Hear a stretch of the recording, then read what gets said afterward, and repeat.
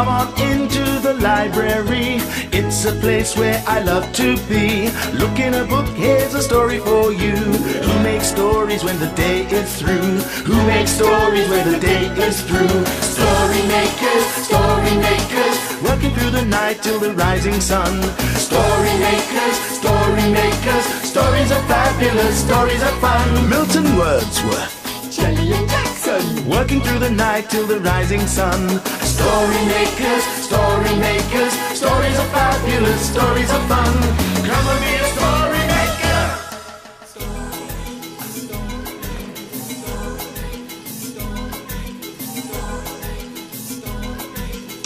Story makers.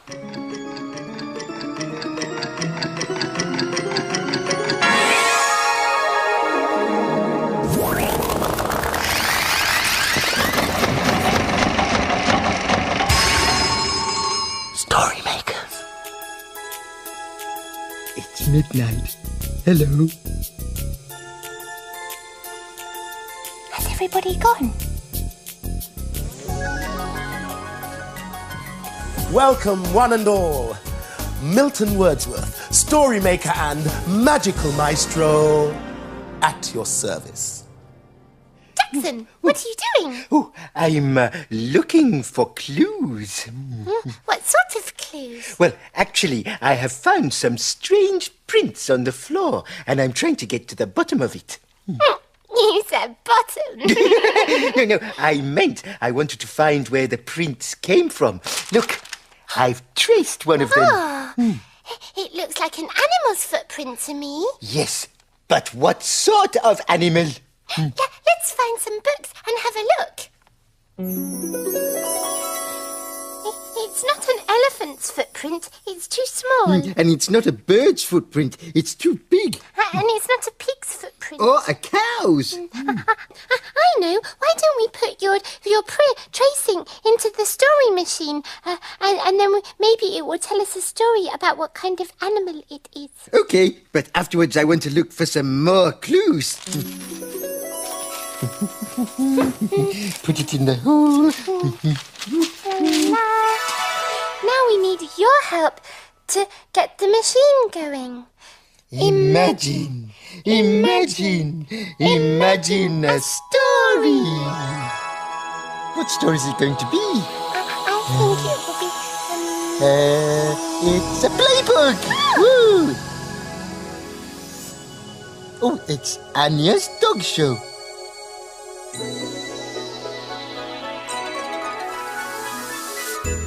Hello everyone. Hello. Welcome to Ania and Laura's dog show. All the dogs lined up. That's good, well done. Stop snapping, Fetch. Stop sniffing, Tom. It's great to see so many of you. Would you like to show us what you can do? Roll over, Rufus. That's a good dog. You've earned yourself a doggy choc. Wake up, Duchess. There's no time for sleeping. Spotty, what is that you're eating? Drop, you slobbery mutt. That's a clever pup. Oh dear, your lead is tangled up. Lie down, Luke. That's good, now stay. Oh no, he's running away. Hey, can you smell something fishy? That's a funny-looking dog. No, it's not. It's a kitty. Tom, stop sniffing Fetch's bottom like that. And Fetch, there's no need to snarl, old chap. Come on, everyone. It's rosette time. So come on, doggies, stand in line.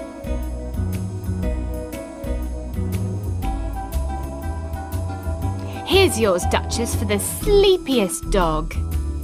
And yours, Diamond, for tying the best knots. Tom's is for the dog with the sniffiest nose. And Kitty's is for the sneakiest cat, I suppose. Rufus has his rosette for rolling over.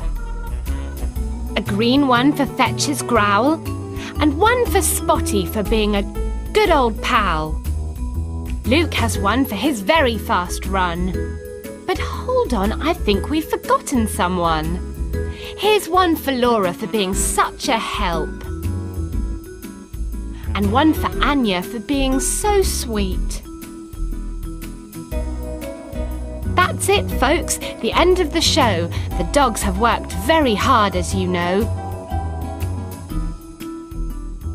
Oh, so it was a paw print from a dog. It must have come into the library with one of the children.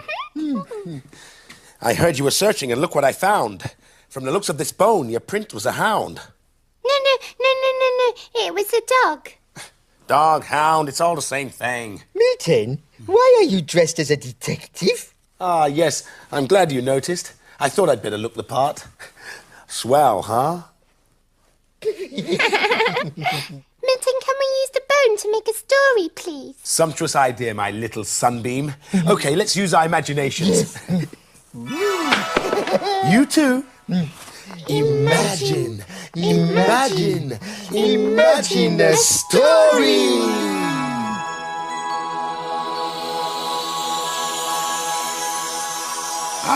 It's a Kevin the Spaceman story. Yay! It's called Woof. Kevin and Spanner in space to explore, seeking out planets never heard of before. As soon as they landed on the new planet, Spanner smelled dog. He set off at speed with his nose to the ground, barking excitedly. "Don't be silly, Spanner," said Kevin. "There aren't any dogs in space." Kevin, meanwhile, had found some interesting-looking footprints. He wondered what had made them. An animal of some kind? Perhaps Spanner was right. "Ruff," barked Spanner hungrily. He had dug up a huge bone, and it was absolutely delicious. Suddenly, the ground started to shake. "Oh, I think we're having an earthquake," said Kevin. Spanner carried on nibbling. He'd never eaten a purple bone before, and it tasted like blackcurrants. Then the shaking stopped. "Spanner," whispered Kevin, "look!" Something huge, shaggy and purple was standing behind Spanner. Spanner looked round in surprise. All he could see was a huge black sniffing nose. It seemed to belong to some sort of huge purple dog. The huge purple dog growled. "Are you a dog, sir?" whimpered Spanner. "Yes, I am a dog, sir," boomed the giant purple creature. "Cerberus is the name, and that's my bone you're eating." "I'm terribly sorry, Cerberus," panted Spanner. I didn't know it was yours. I just found it." "Grr, well, you can just bury it again," growled the giant dog. "It's not ripe yet." "Go on, Spanner," muttered Kevin. "Do as you're told." Spanner quickly pushed the bone back into the hole. "I'm afraid Spanner's rather partial to bones," said Kevin. "So am I," boomed the dog. "It's a dog thing, bones." Cerberus opened his mouth and started to bark really loudly. Suddenly they heard more barking, and a smaller yellow dog bounded towards them. "Pleased to meet you," said Kevin. "Pluto, find this space dog a ripe bone, will you?" boomed Cerberus. The yellow dog began digging furiously and pulled a very large yellow bone out of Spanner's hole. "Just right," he said, smacking his lips, and he gave it to Spanner. "Thank you, Pluto," said Spanner. Spanner nibbled the end. This one tasted of ripe bananas. "It's time to go, Spanner," said Kevin. "Come on." Spanner groaned, but dragged the bone off after Kevin. "Come again," barked Cerberus. "Bring us one of your bones next time."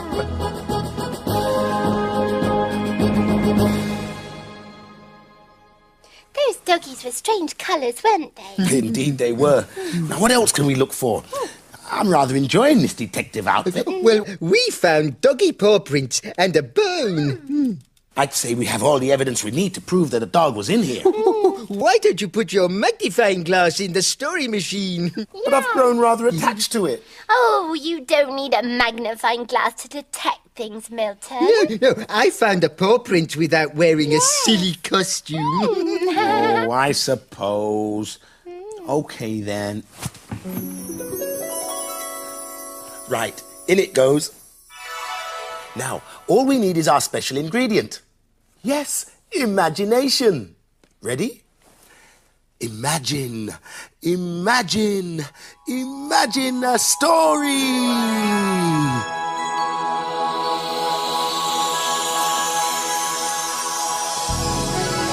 It's a blue cow story. It's called Blue Cow and the Detective. In a field not far away is a herd of cows grazing quietly. One of the cows is most unusual. Blue Cow wonders about the big world beyond her field. One day, Blue Cow was looking at the leaves on the trees. I wonder what happens to the leaves when they fall off the trees. She's off again, said the other cows. So Blue Cow caught the bus that stops beside her field. I'd like a return ticket to a place where all the leaves go to, please. There you are, madam. Hold very tight. And they set off for a forest.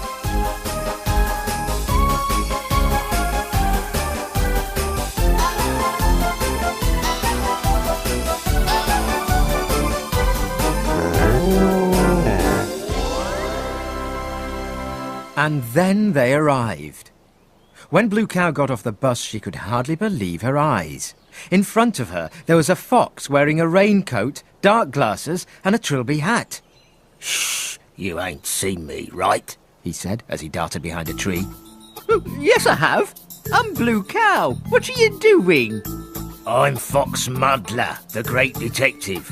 Now that you've seen me, you might as well join me. I'm on the trail of missing leaves. Rustle, rustle, went a bush. Quick, hide, said Fox. A squirrel wearing pink pyjamas hopped past holding a leaf in its mouth. Rustle, rustle. A tortoise ambled by. He too had a leaf, and he was wearing a nightcap. Wait! Here's a clue, said Blue Cow. She picked up a leaf, and it had something written on it. It said, "You are invited to Billy Badger's pyjama party." Blue Cow peeped out from behind the tree. A mouse wearing pyjamas sped by. Follow that mouse, said Blue Cow, and they ran after the mouse.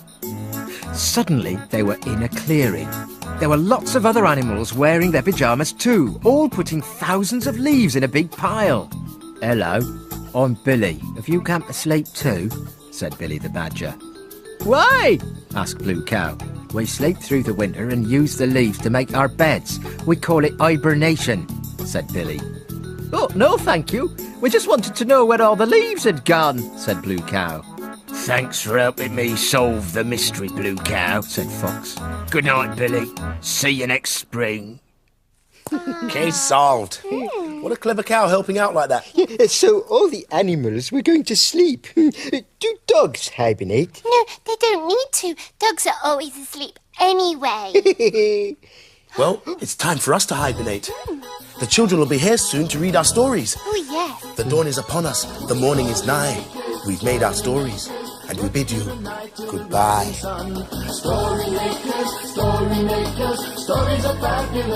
for helping. Bye, story makers. See you again soon.